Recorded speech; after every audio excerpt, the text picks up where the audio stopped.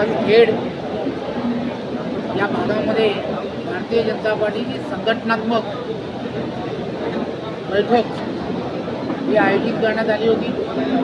त्या बैठकीमध्ये आदरणीय पंतप्रधान नरेंद्र मोदींवरती विश्वास ठेवून त्यांच्याबरोबर जोडलेली अनेक लोक विविध पक्षांची सुद्धा जोडली गेली आणि या जोडलेल्या सर्वांनी आपली मनामधील असणारी इच्छाही या मेळाव्यामध्ये व्यक्त केल्या की आम्हाला कोणत्याही परिस्थितीमध्ये आदरणीय पंतप्रधान नरेंद्र मोदींना पंतप्रधान करण्यासाठी येणाऱ्या काळामध्ये काम करायचं आहे।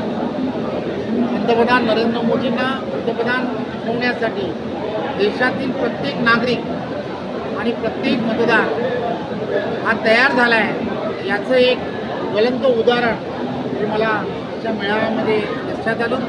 त्यामुळे हा प्रत्येक जण जो आदरणीय पंतप्रधान नरेंद्र मोदींना पंतप्रधान करण्यासाठी उत्सुक आहे त्यांचं आम्ही सर्वजण नक्कीच स्वागत करतो आणि या लोकसभा मतदारसंघामध्ये रायगड लोकसभा मतदारसंघामध्ये सुनील तटकरेजी हे उमेदवार म्हणून 18 तारखेला उमेदवारी अर्ज भरणार आहेत।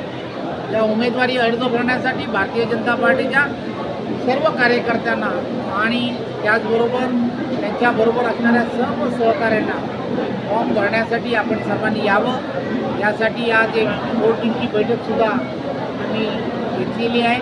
त्यामुळे प्रत्येकजण आदरणीय पंतप्रधान नरेंद्र मोदींना 400 पार खासदार जिंकून देण्यासाठी उत्सुक आहे असंही यामुळे लक्षात येतं।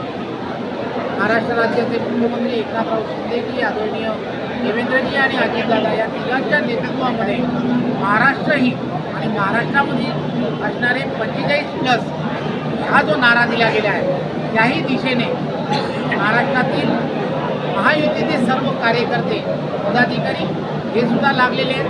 त्यामुळे या सगळ्या असणाऱ्या प्रवासामध्ये सर्व कार्यकर्त्यांना त्या ठिकाणी एकत्रपणे बूथ वॉरियर शक्ती केंद्र प्रमुख आणि त्यांच्याबरोबर असणारे सहकारी त्यांना घेऊन एकत्रपणे महायुतीच्या सर्व कार्यकर्त्यांना एकत्र घेऊन आपल्याला सर्वांना काम करायचं आहे असं मार्गदर्शन मी आज केलं।